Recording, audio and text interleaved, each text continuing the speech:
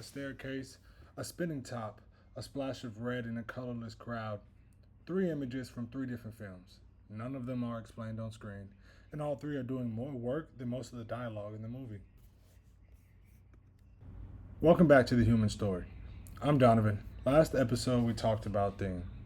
The idea a film keeps returning to. Today we're looking at the delivery method filmmakers reach for when they don't want to say it out loud. Symbolism. And more importantly, what happens when they hand the meaning over to you. Symbolism exists because film has a bandwidth problem. You typically have 2 hours and dialogue. It's the slowest way to move an idea. A symbol is compression. It lets a filmmaker load an object or a color or a space with one meaning one time. And then every time you see it again, you get the whole idea again for free. In a second and a half with nobody explaining anything. That's why symbols repeat. Repetition is how a prop becomes a motif. And a motif becomes an argument. But compression has a side effect. When you do not state the meaning, you do not fully control it. And that's where interpretation begins. Bong Joon-ho's Parasite is a masterclass in this. The film is about class, but almost nobody in it delivers a speech about class. Instead, Bong builds the idea into the geography. Wealth lives up. Poverty lives down.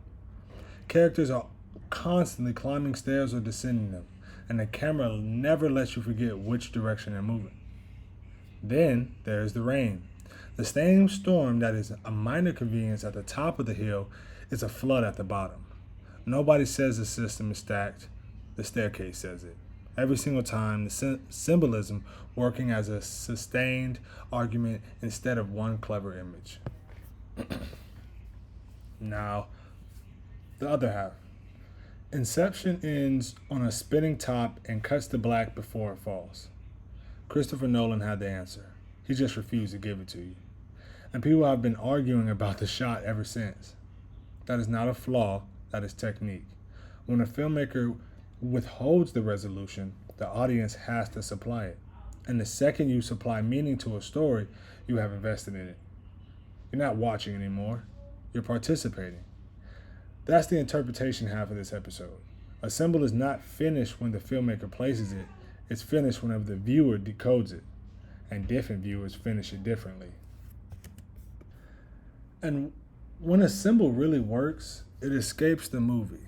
The red pill and the blue pill left the matrix and became a phrase used by people who've never seen the film. That's the strongest evidence for this whole series.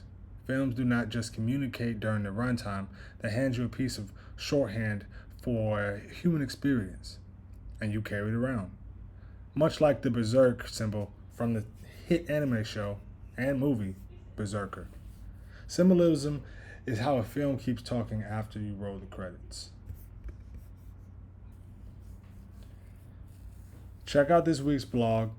James is going on a deeper level about symbolism and audience interpretation, including a few symbols we did not have room for here. Next episode is our last one. We pull all 6 episodes together and answer the question we started with. In a world with more to watch than anyone could finish, why does film still matter? I'm Donovan. Thanks for watching.